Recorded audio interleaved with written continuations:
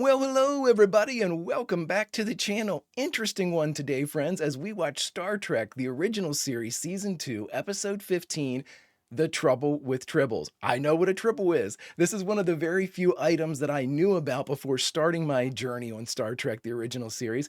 So I'm very excited to see what all the hubbub's about and really get into what is a tribble and why are there trouble with them. Whatever. Friends, if you could do me a huge favor, hit that like button, smash that subscribe, ring that bell for notifications. You'll be alerted next time we go live with the original series of Star Trek or any of our sci-fi fare. And of course, if there's anything that we do that you would like early or in its full-length format, the link to the Patreon's in the description.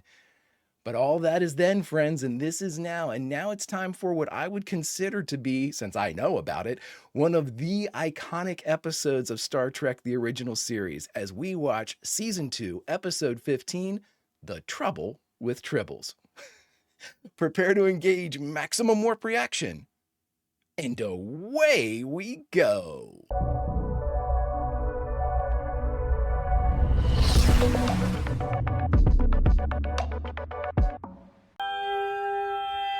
Look at that beauty. K7, huh? Jim's going to tell us about the final frontier. Friends, I am looking forward to this one. Again, whenever I started watching the original series, there was a couple episodes that I knew about. Space Seed, because of Khan, and that's all I knew about it. Khan was in it. Mirror, Mirror. I knew about that simply because of the Mirror Universe. I knew nothing about the episode, though. And Trouble with Tribbles because of the Tribbles, and for some reason I know what those are, and this is where it all started, I guess. So I'm interested. For me, that knows nothing about the original series other than what we've watched together. It's an interesting one because I like coming across these ones that I knew about before. And usually, like with Space Seed, I had an opinion going in and an opinion coming out. Not that it was worse or anything. It was just very different than what I expected. And so I'm curious to see if this has the same type of trajectory. We'll see it. Let's get ready. Who do we got? Who's our writer? Who's our director? David Gerald. Joseph Pevney. He's tired, everybody. Joe is very, very tired.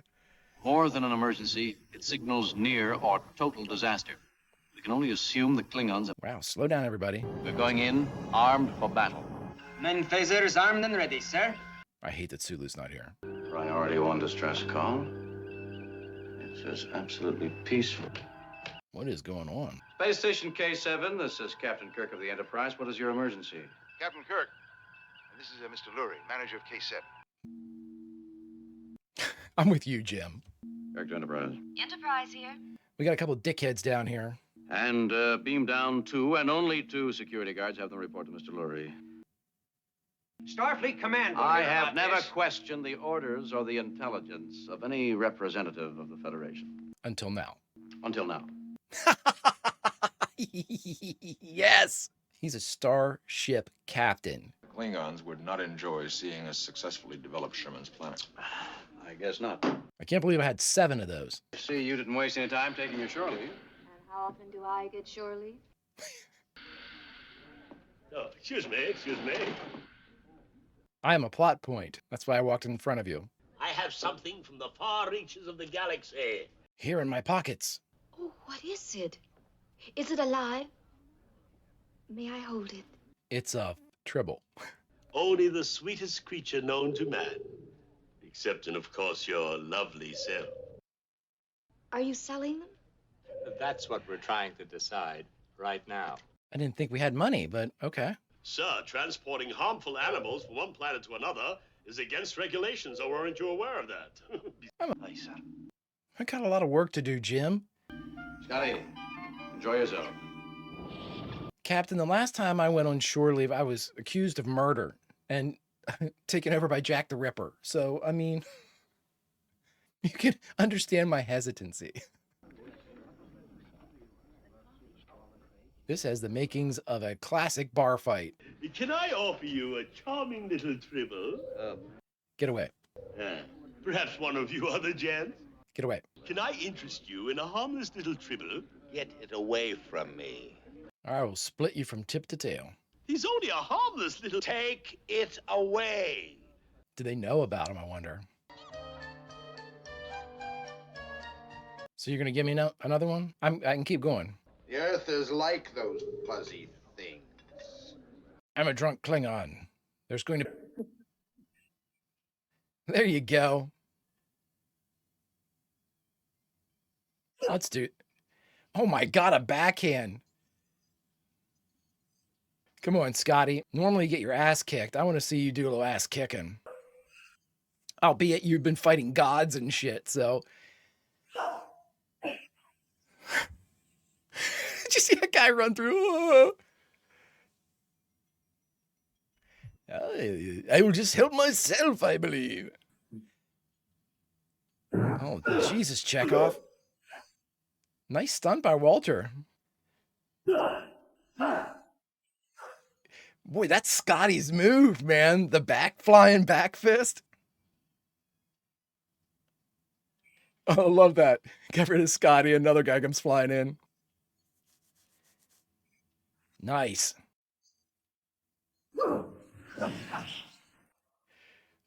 I love that Scotty's got a move. Full on haymaker, reverse haymaker, haymaker. He just goes for max power. Look at those wild fucking punches coming from Scotty. He is the motherfucker you do not want to fight, because if he hits once, you're done.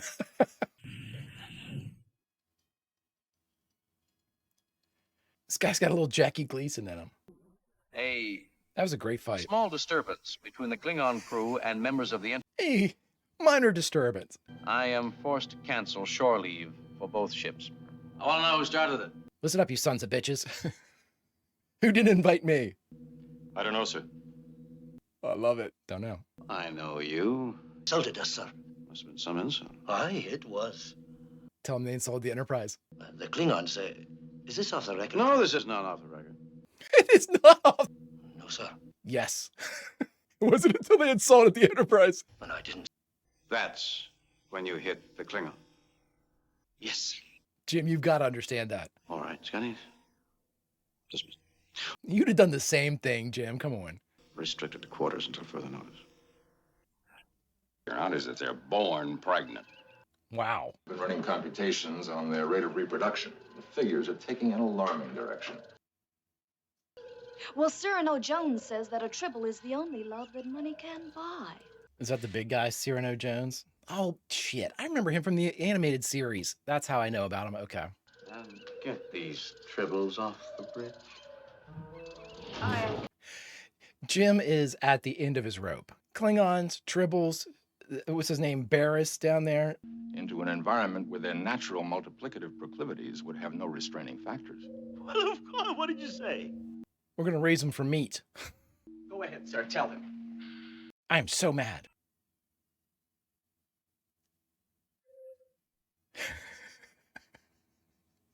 I like this. I shouldn't. I love Jim. He's my guy. But he is so fucking frustrated. I love it. Look at my guy's face. He is so, this is like... Gorged? On my grain? Kirk, I am going to hold you responsible. Really? 1,771,561. And allowing... In the grain, take them away. Jesus, that's all it took? If you'll excuse me, Captain. Well, you were talking about reporting me and all that shit, and then you harbored a Klingon agent. Remember that? You have 6 hours to get your ship out of Federation territory. Headcanon, everybody. That was Trelane pretending to be a Klingon and having fun with Jim. And Jim just is not supposed to notice him. Well, Captain, I suppose I'm free to go now. No, you're not. No. You Jim is to the point where he's not even answering questions. worry about returning your spaceship. It would take years. 17. Good leave line. All right, everybody, we just got done watching Star Trek, the original series, Season 2, Episode 15, the iconic The Trouble with Tribbles. And the only thing left to do is talk about it. All right, everybody, we just got done watching Star Trek, the original series, Season 2, Episode 15, The Trouble with Tribbles. Okay, yeah, so it was a tongue-in-cheek kind of funny episode, but it had a good story to it. I like the Klingon. I like the Klingon, influence that was in there. They were kind of like the red herring catalyst of the story, which was awesome. Plus, we got to see Trelane come in again. And okay, again, I know it's not Trelane, and I forget the actor's name who played Trelane, but again, having him in is just the absolute best. But I'm sorry, he was playing a Klingon.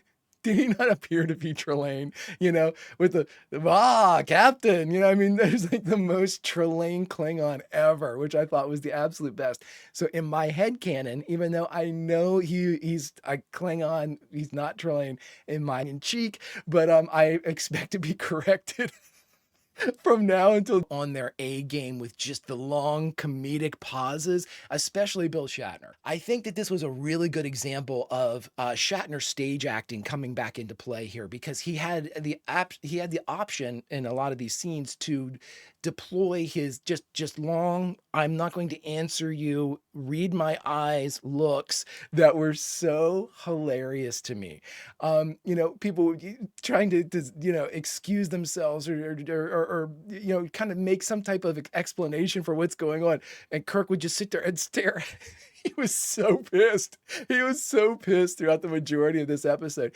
He was catching it from the moment we started this episode until the very end when he laughed. And you realize he was like, oh, thank God, it's over. Ha ha ha, it's done. He had a really rough couple days. He was just getting shit on from every conceivable corner. He was making no headway. He was having his leadership and authority questioned by Barris. It was just the greatest. And normally it would be frustrating to see that. But in this respect, I think it was funny. The stakes weren't high enough where comedy would have ruined it. You can say, well, the Sherman's Planet thing the stakes were very high. Yes, but there was a plot to already take out the people on Sherman's Planet. And the Tribbles uncovered it, and so it was a really kind of serendipitous type of moment where we had the Tribble problem, thanks to Cyrano Jones, that also uncovered the real problem, the really nefarious problem that would have resulted in however many colonists starving to death with that virus thing that the grain was carrying. Really, really cool shit. One of my favorite parts was when they were like, oh, we don't expect anybody to understand this grains. And Spock goes into a textbook definition of what this shit is. I've said it once, I'll say it a million times.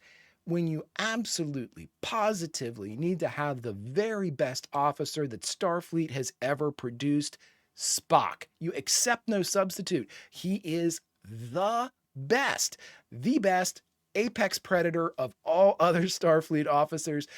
Unreal shit. I absolutely adore Spock's character. I think he is the best. He does Leonard Nimoy. Oh my God. Nimoy does such a great job just basically, playing to the very fucking edge of what would be considered an emotional response. And as we've been with him more, as I've been with him more, and the audience has been with him more, we can see his sarcasm. We can see his humor. We can see the insults. We can see just, when he's being passive aggressive. We can see when he's being confrontational. And at no point, if we would have had those lines, for me, if I would have had those lines delivered the exact same way earlier in season 1, I would have dismissed it. I wouldn't have read it as necessarily, was that sarcastic? Oh, it didn't look like it, Now we know we don't need to, it's being able to really read the performance that Nimoy is giving, and it's exceptional. It's so good to watch him really cook. I love watching Nimoy cook, and this was a fun episode. This is one where they didn't have to really get into too terrible much. And it was really good. DeForest Kelley did a great job. We had some great moments with Uhura. I thought that her whole explanation and immediate love of the Tribbles was something that really could have been given to any crew member. They only needed a crew member to introduce it to the Enterprise.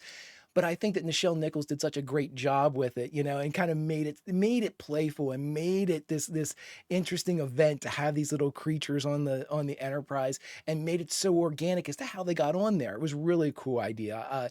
This episode, I would say more so, and I never think A couple episodes have been really loose. I think like about alternative factor, but that's kind of that's the catch-all for bad things is alternative factor.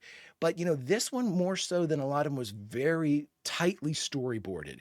We had definite moving. Every place we went to was necessary for the continuation of the story. Even the bar fight was a red herring. It was again to kind of reinforce that the Klingons were the problem here, and the Klingons were going to be a real nuisance if we didn't address them specifically. That's you throw them in there to insult Kirk and insult Starfleet, insult the Enterprise, and it fires everybody up and it raises tensions and raises stakes. And of course, the Klingons were the problem, so to speak, in that the Klingon agent who was what Devram, what was that guy's name? Darwin, was Darwin who, but I honestly, I'm not sure. I'm sure they did that, the Trelane Klingon and Darwin knew one another. And so it was all, a big kind of ruse and subterfuge and a big plot and whatnot. But again, it never rose to the stakes of like intergalactic moment, where it was, this is a razor's edge decision, like Balance of Terror, where we're going to go one way in war or in peace. And this one just seemed to be kind of like on the front lines, it was like people throwing insults and jokes back at one another. There was a lightheartedness to this kind of confrontation, and it never really kind of moved into the dire. They could have moved it into the dire, but I think because they were able to use the Tribbles storyline to kind of diffuse the seriousness of the situation, it always seemed light. It always seemed lighthearted. That's why we got the great moments with Jim just being complete. He had zero fucks left. He had nothing to give. He was so pissed. I just love it. And you know what? Jim never usually loses his shit. And he didn't in this episode, lost his shit, but he got close. Barris was, insufferable, and he had to sit there and take it. And a couple times I saw Bill Shatner, not Jim Kirk, Bill Shatner jump his line a couple times to try to interrupt Barris, and Barris's actor just continued to go straight through his established lines. He wouldn't let Shatner kind of interject, and that was when Shatner was covered in the dead Tribble pile, I guess, at that time. But it was really cool because there's twice that I saw that Shatner like jumped a line or stepped on a line, and the actor that was playing Barris just fucking kept going, which I think is great because there's two ways to go with that. If you were the actor delivering the line and someone jumps your line, you either have to make it look like the interruption was part of everything by barreling through, because if you stop, then you're looking for an active response from the person. And if they jump the line that necessarily wasn't the line that they were supposed to react or deliver off of, you've got to, you're going to lose a lot of narrative there because there might have been a question or a point or a plot point that was cut out. And so, it happens a lot in stage work that whenever, someone jumps the line, normally you barrel fucking through it if there's a plot point that needs to come with one of your next sentences or one of your next lines. And so I like that. I like that. That's why it kind of reminded me a lot of the stage in that, if they were organized or designed interruptions, then that's exceptionally good because it looked like they were just line steps. Good stuff. I think that this is the type of episode. I'd be very surprised when I do Q&A if this was the type of episode that had problems behind the scenes, because it looked like a fun episode and it came off like a fun episode and it was storyboarded and it was tight.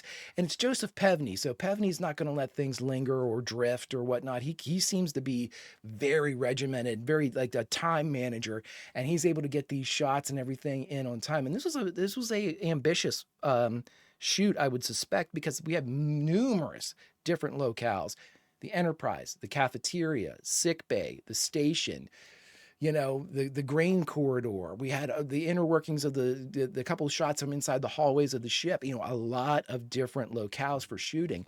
Pevney doesn't shy away from that shit. I absolutely love it.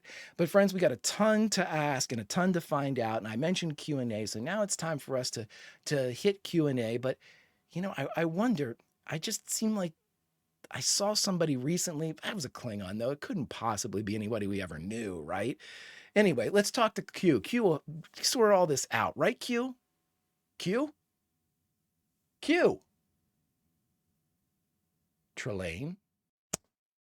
Greetings and salutations, Captain. It is I for Trelane and A. General Trelane, retired. Friends, this is where, after having watched and reacted to an original series episode, I like to dig a little bit deeper behind the scenes to figure out what went on behind the cameras, because as we've always said, the story behind the cameras is usually just as good as the story in front of the cameras. But to keep myself from wandering off into the weeds and talking for several hours, I've given myself 5 distinct categories in which to explore. The first, writer and director. Who were they? The second, guest stars. Did we have any? The third, of the core cast, or the Big 8, who appeared. The fourth, and the spiciest of the categories, the production notes. What really went on behind the cameras of this episode of Star Trek The Original Series. And last but certainly not least, category 5, a memorable quote from this episode. Let's get started. Now for our first category, my friends, writer and director. Who were they? Well, the writer for this episode, and I hope I get the last name right, was David Gerrold, could be Gerald, Gerrold. Great job, a very comedic, very funny episode that I thought hit really, really well, and directed by none other than Star Trek mainstay and Mount Rushmore of directors, you have to say it at this point, Joseph Pevney. Friends, let's move on. All right, friends, and for our next category, guest stars. Who did we have in this one? Well, we had several guest stars in this one, and one we've seen before in another role, but we'll get into that in a second. The first guest star was William, and I hope I get this one right, Schallert, William Schallert as Barris. I thought he was great. I thought he played a perfect prick. That's tough to pull off too, but he did a very, very good job. Of course, we had Stanley Adams as Cyrano Jones, somebody that I saw or heard for a second time when I did my brief stint of the animated series before I stopped when I realized I was going to ruin some things for myself. But I did do this one, which I think it was like More Trouble, More Tribbles or something like that, where he reprises his role, I believe, as Cyrano Jones, who appears in that episode of the animated series. We also had Whit Bissell as Lurie. And finally, last but certainly not least, we had William Campbell as Trelane. Yes, I know he played Koloth, but for me, he will always be a disguised Trelane. That's my headcanon. You can't change my mind. Let's move on. Now, for our third category of the core cast, or the Big 8 who appeared. Well, who are the Big 8? The Big 8 are Kirk, Spock, McCoy, Sulu, Scotty, Uhura, and for season 2, we added Nurse Chapel and we added Chekhov. Nurse Chapel appeared in season 1, but became more prominent at the beginning of season 2, so I added her. Strangely enough, in this one, no Sulu, no Chapel. So Nurse Chapel was not available, and Sulu was probably, George Takei was off filming the Green Berets with John Wayne at this point, so a lot of season 2, as you all have told me, has been missed because of that prior commitment.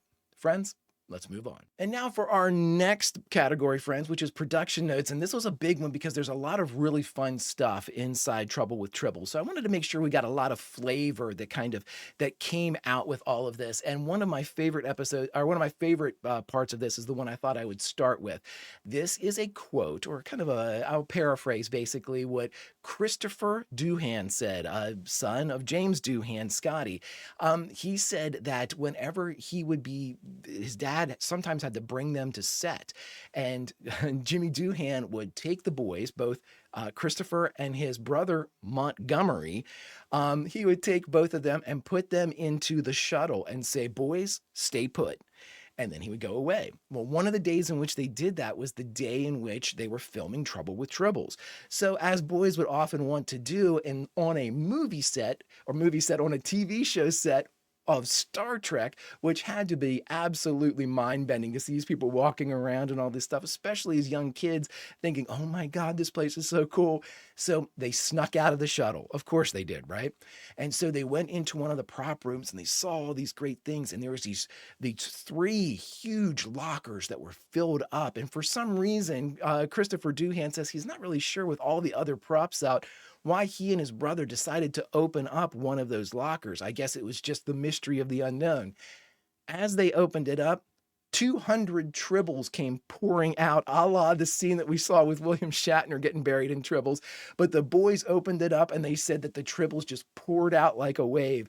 They were incredibly upset. They didn't know what to do. Nobody had seen them, so they rushed back to the shuttle. When they got back to the shuttle, they stayed put. Their dad showed up 15 minutes later and praised them for being good lads and staying put and not getting into trouble. That's part of the story, my friends. 30 years later,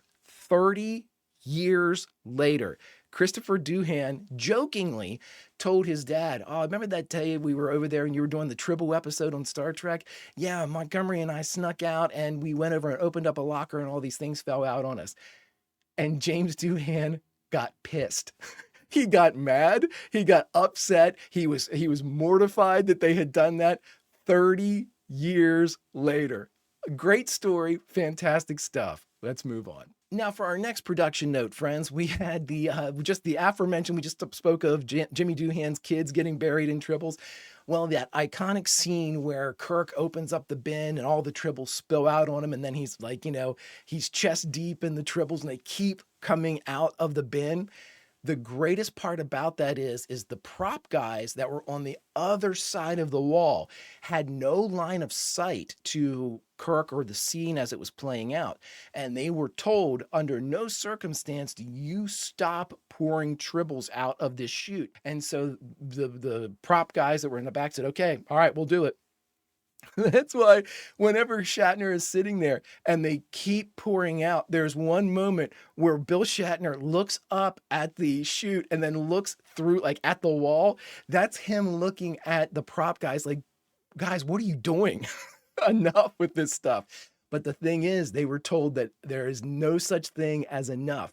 And so they were cycling those tribbles in, and to the point where they had bins that they were putting in, and then they were loosely throwing the remainders that had kind of spilled out of the bins through. That's why you would get like one single tribble at a time coming through. Great stuff. And the irritation that was on Bill Shatner's face, according to These Are the Voyages, the irritation was genuine, because Bill Shatner, when asked why he looked so irritated in the scene at a later date, he said, "Believe it or not, getting stuffed animals dumped on you about 17 times gets old." This is a great episode no matter what, friends. Let's move on. Now, for our next production note, and again, this is if you ever have any doubts that Spock is in fact infallible, or not infallible, but damn near perfect, Spock's estimate of how many tribbles there are in 3 days, dead or alive, is spot on, given the math that he explains, where he says that if you've got a tribble and the normal litter is 10, and he goes through all of that. If you take that and you build it out for the 3 days in which, this exponential kind of reproduction would occur, you would end up with exactly 1,771,561. As always, much like his internal clock, Spock, when it comes to math, yeah, he doesn't miss. Let's move on. Okay, for our next production note, friends, according to David Gerrold, who is Gerrold, however you pronounce his last name, the writer of this episode, who also went on to write The World of Star Trek, he said that the best thing about this episode was they had so many tribbles. I think they had a grand total of 500 that were made, various sizes. They were made with like carpets and like loose fur and stuff like that.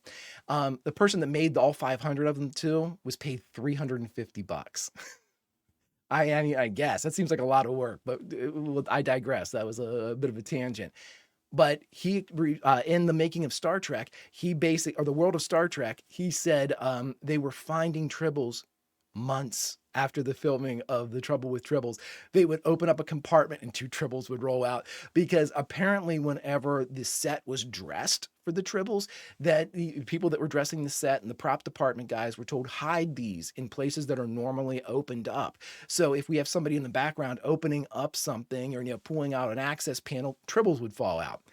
Well, they did that, and they hit them in every conceivable access point, just to be sure. So there were several scenes in future episodes that had to be reshot because they'd open up a panel and tribbles would fall out, and they'd be like, "Well, son of a bitch."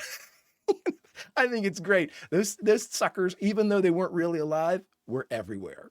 Let's move on. And now for my last one, I had to go with my guy, William Campbell here. Trelane is one of my all-time favorite TOS characters. I absolutely adore him. I absolutely adore William Campbell, who by all reports, and I really kind of dove a little bit into William Campbell because I love the energy that he brought, both to Koloth and of course to Trelane.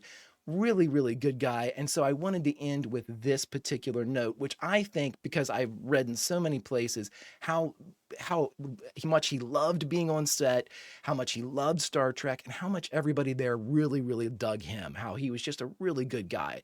So I thought I would end with this particular note. William Campbell, Trelane, took some of the 500 tribbles home. Do you think for mementos, or, he wanted to have a little bit, to remind him of the great episode he was in? No. He took about 40 of them with him and handed them out to the neighborhood children so they would have their very own tribbles. Great stuff. Friends, let's move on. And last but certainly not least, my friends, the memorable quote from this episode, and is an exchange between Barris and Kirk. Barris begins by saying, "In my opinion, you have taken this important project far too lightly." To which Kirk responds, "On the contrary, sir, I think of this project as very important. It is you I take lightly." Thus ends another installment of Trelane and A. Until we see each other again, my friends, behave.